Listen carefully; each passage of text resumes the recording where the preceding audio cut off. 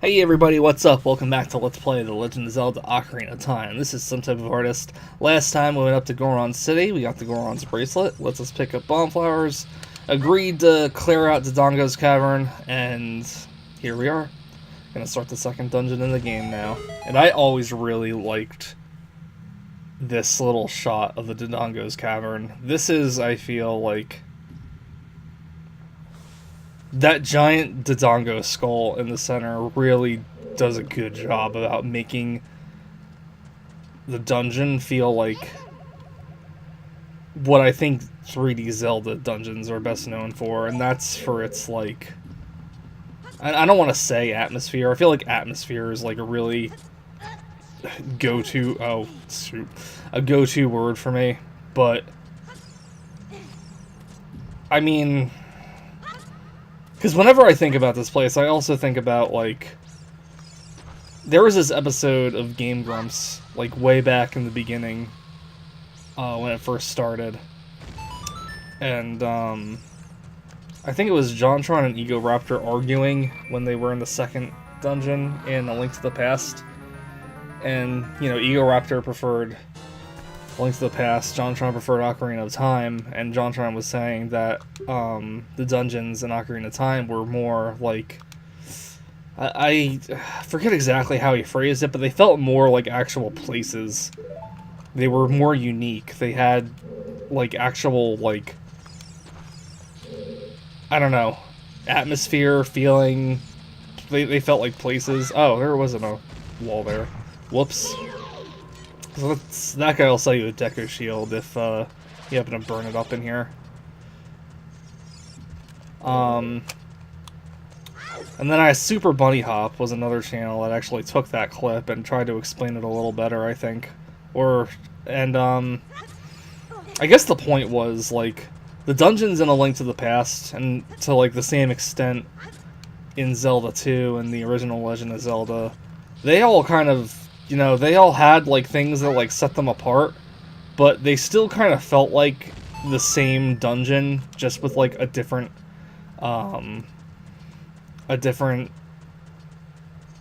like, color border, I guess. And Ocarina of Time really started making dungeons feel like actual, places, I guess, is my main point. And whenever I see that giant Dodongo skull, that's kind of what I think about. So these are little baby Dodongos. You can actually use them as bombs, because they explode when they're finished. So there is a bombable wall here, and there is no bomb flower in sight. So if you kill a baby Dodongo near there, it'll just conveniently open that up for us. But inside here, I think, is a gold Skulltula. Yeah, there it is. Oh, but there's also some keys. So maybe we should take care of them first. I always hated how you could never, Oh, there's still more keys. Whoops. If keys go into the fire, they'll turn into fire keys, and they will burn your shield up. I'm just gonna keep my distance from this thing, since I haven't had much luck about hitting it and not, getting hurt.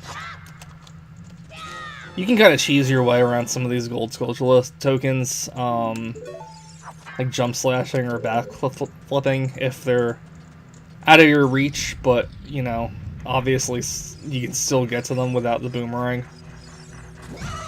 Whoa. Yeah, I've always really liked this dungeon here.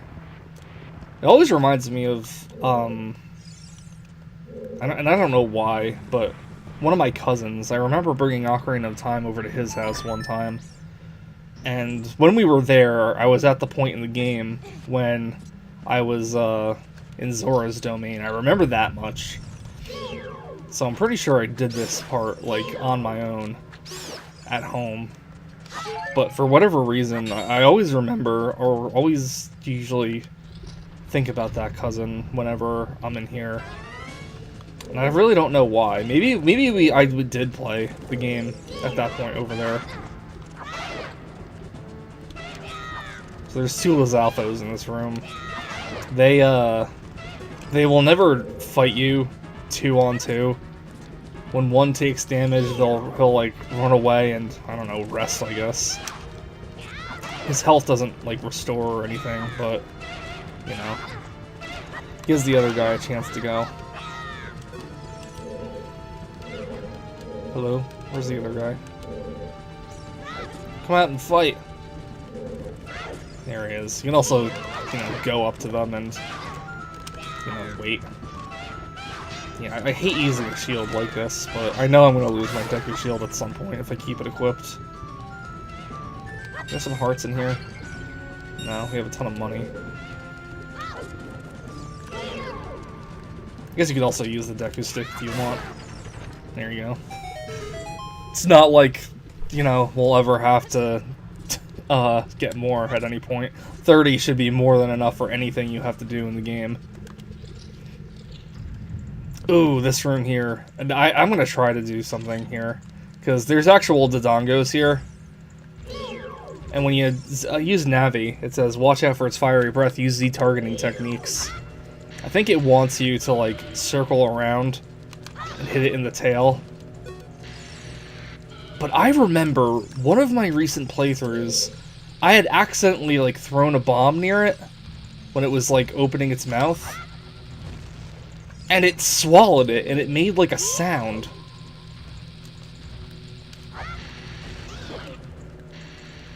Like the sound that King Dodongo makes when you throw the bomb in his mouth. Oh! He just kind of did it! He didn't make the sound, but did you see him when he, like, had his mouth up? And, like, the fire came out of it, like he had swallowed it? Oh, I'm gonna try to do that again. I wonder how many people have actually seen that before. Because it's never something I've seen any other kind of, like, Let's Player do. But unfortunately, fortunately, the first Dodongo is really the best bet to do that against, because these bomb flowers are kind of far away from the other two. Oh, they're too far away. Alright, one more time, and then we're just gonna keep going on. But yeah, I always, like, thought that was, like, really cool, because that's how you kill Dodongos normally. What are you, on this side now? Maybe we can get him from this side. I'm sorry, I've always played the game for years thinking it was weird. How did he do it the first time? I know I was just dicking around now. But, like, this is the way you killed the Dodongos in the original Legend of Zelda. I must have done it just when he opened his mouth before. Or maybe it was like the first game where he just put it in front of his path and he'll open it himself. I don't know. I really wish he was closer so I could, you know, just set it down in front of him.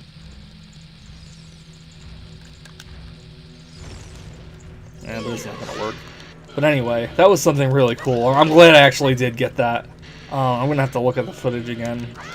Because for all I know, maybe it's not... maybe it didn't happen, but...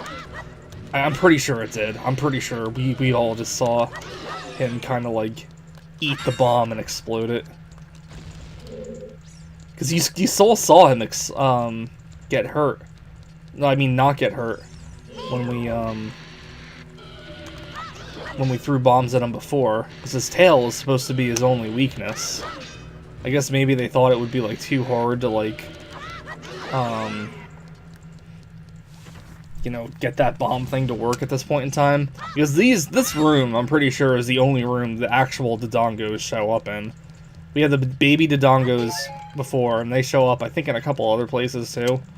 But, you know, everything else... For a place called Dodongo Cavern, there really aren't that many Dodongos in it. So this is just one of those rooms where we have to light all the torches.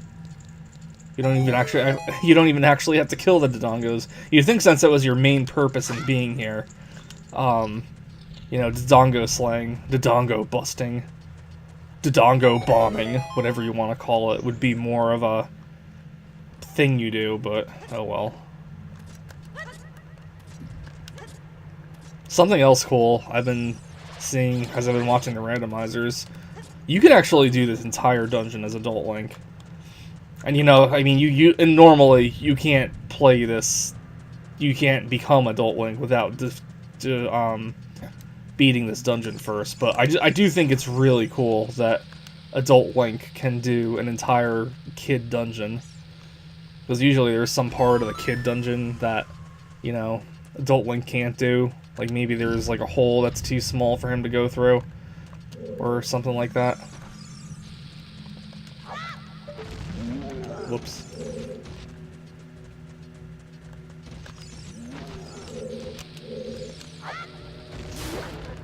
And put your shield up because it dances around. I think the coolest Armos knights in the series are actually the ones from Wind Waker. Wind Waker does a lot of really cool things with their enemy designs. Wind Waker would be a game I'd consider less playing, but I'd have to have more of like a plan to see how I would want to go across it. Except for the first time I've played Wind Waker when it first came out. Every other time that I've played the game has been when I have been like horribly depressed and can't really, and just really needed a game to like dive into to kind of help me take my mind off things. And I think that's really weird because I've kind of come to like refer to it as like my depression game. Honestly, I'm kind of surprised I haven't picked it up yet because I've been in that kind of point in my life again.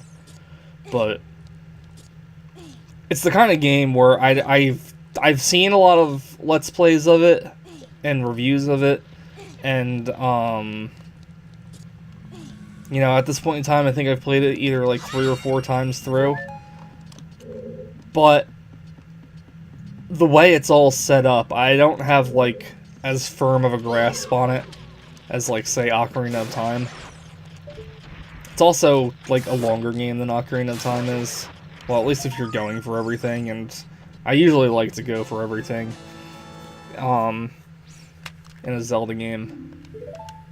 Usually, there are some games where I can really do without it.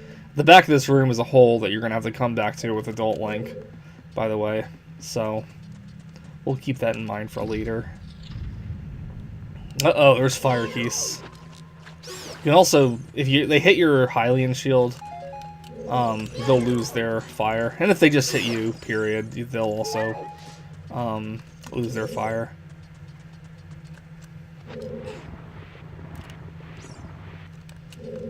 But Wind Waker, I really do enjoy Wind Waker, but it is the type of game that I want to make sure I am in the mood to really sit down and dive into.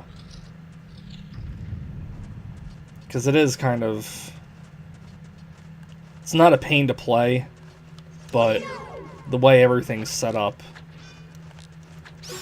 you know, I feel like I almost need like a map of my own in order to keep track of everything I've gotten and what I need to go back for, because landmarks in Wind Waker aren't as noticeable as in other games, because naturally everything is like just an island on the water, and there's like a ton of these small islands that honestly feel interchangeable with everything else. And even if I recognize an island I need to go back to, there's a pretty good chance that you know, I'm just not going to be able to remember where it is by memory alone. So this was the place I was talking about, that I needed to throw the bomb flower onto the ledge, and I could never do it as a kid. Man, we're getting all these rupees just from the dungeon. The rupee count I was talking about was, actually back in Goron City. I know there's a place where I can get 100.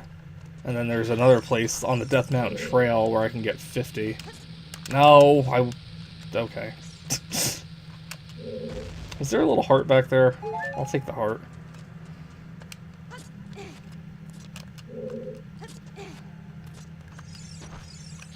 So what I used to do is like 1, 2, 3, 4, 5. So, well, I counted wrong, but you get the picture. Because that ledge is super small, you know? It's kind of hard to, like, get the bomb flower to land up there.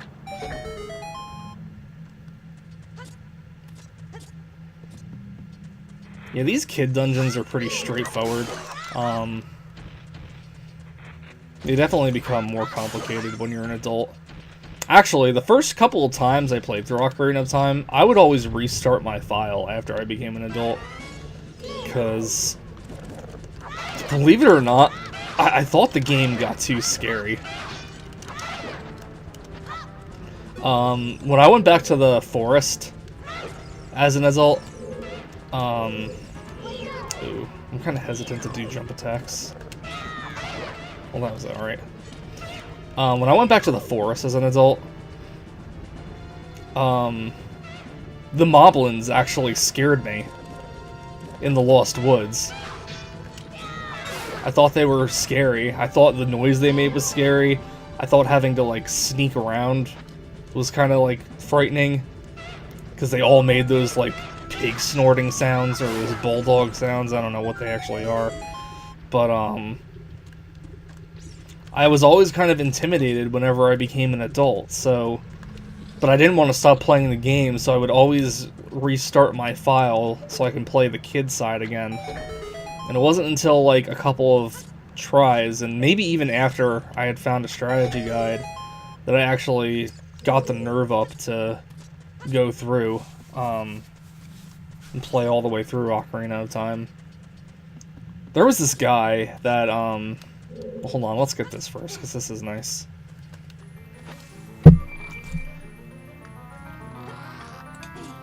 What did I say, 40 minutes before for how long the Goron bracelet was relevant? Well, that may have been overstepping it about, because now we have the bomb bag.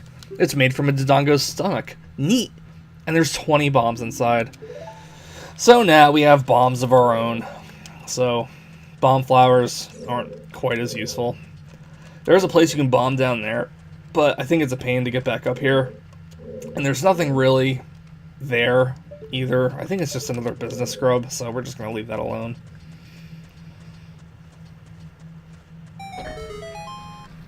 And this switch will raise this platform up to the second level, so if for whatever reason, like, you die in the middle of this area here, it's a shortcut back to the second floor. There's also this L is Real 2014, or whatever the number was. Giant to Dodongo, when it sees red, a new way to go will be open. But this same plaque here, at least the gray box part of it, is in Mario 64. And I can't help but wonder, why did they bring that plaque all the way out here? They could have just had a sign, but they chose to bring the plaque back. And I don't know, I think that's really cool. And weird. I don't know. It's just strange.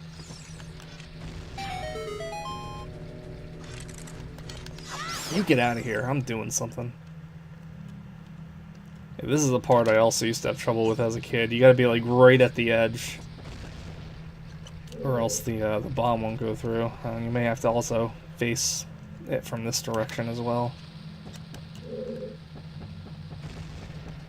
Am I not doing it right?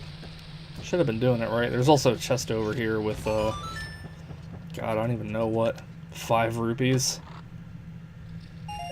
Yeah, 5 rupees. Why is this, this not working the way I want it to? Drop down into the eye and blow up. Thank you.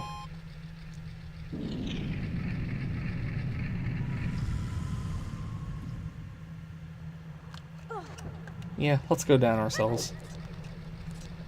Yeah, it's a lot shallower than it looks from above.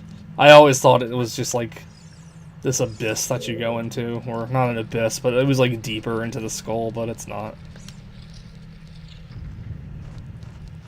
So we have a little more to do. I know we're coming up on when I usually like to call it quits, but oh,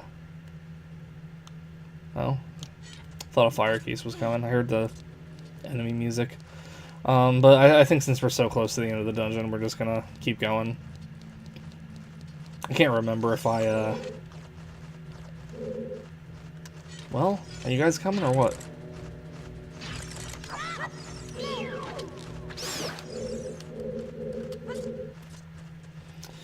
I can't remember if I cut the Guriteku tree into 2 different parts or not, but this one we're just gonna do the whole dungeon in one episode. It's really not a long dungeon at all. It's not a lot of different places you can go to either, so... glad you weren't on fire. I think I would have taken knockback if you were on fire. There's also a place you can bomb in there. Actually, what is in there? I'm curious. Okay. 1, 2, 3, 4. I think it's just another business scrub. Or is it a Skulltula? Yeah, it's a Skulltula. Oh. Oh. What? Why didn't you come alive when I hit you with my sword? 1, 2... You can also just hit it with the bomb. It doesn't need to, like, explode next to him.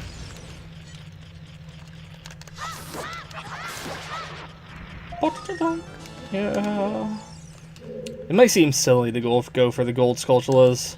I've always really liked collecting them. I know the end prize is stupid, but I don't know. I've really just always liked collecting them. It's always just been one of the more of those challenges I kind of set up for myself when I'm playing the game.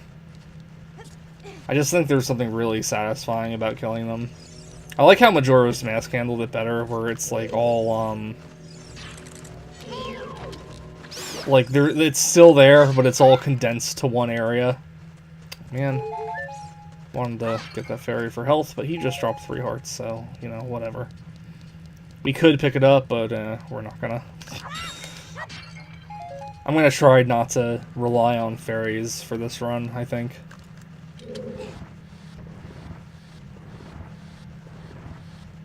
Yeah, I think as an adult, if you come through here, you can just kind of hop up to that ledge on your own, and I know there's going to be a Keese that comes by here somewhere. Yep.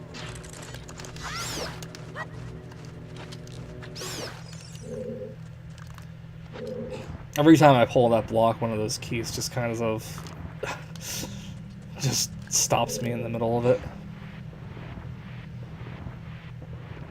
So this final block here will open the way to the boss room.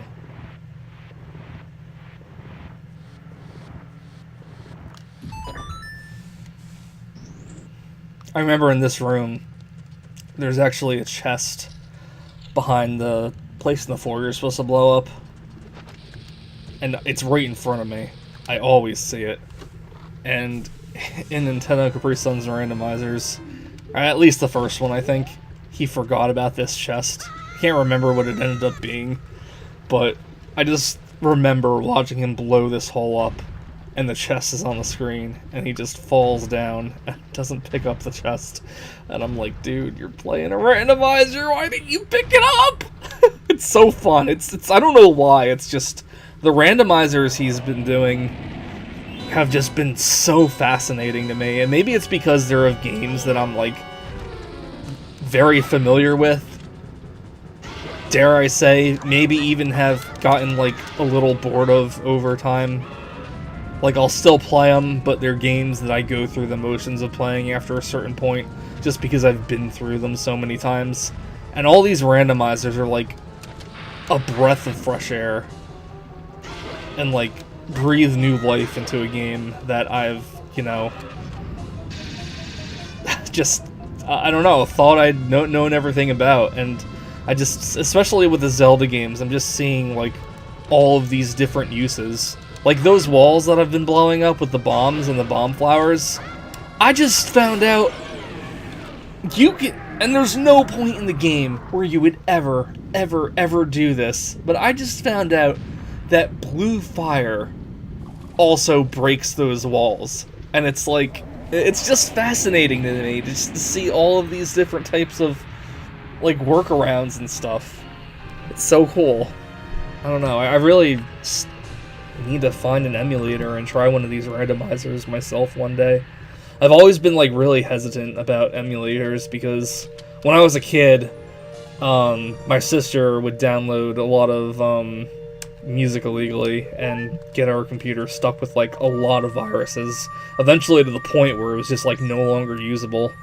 So I've always just kind of been hesitant to like always kind of, you know, do the emulation thing, but I think I kind of gotta get over it after a certain point in time.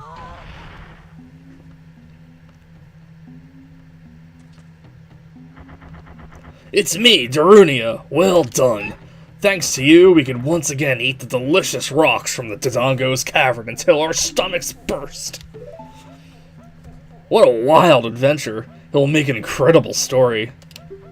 I can't believe that the Dodongos suddenly appeared in such great numbers. Yeah, in great numbers. There were 3 regular Dodongos, 1 king, and a handful of babies. Oh boy. And that big rock block in the cave. All this trouble must have been caused by that Gerudo thief, Ganondorf. He said, "Give me the spiritual stone, only then will I open the cave for you." You, on the other hand, risked your life for us. Kid, I like you. How's about you and I become sworn brothers? No, there's no big ceremony involved. Just take this as a token of our friendship. And we get our next spiritual stone, and they had that awesome lighting effect on the area around us. God, I love it so much.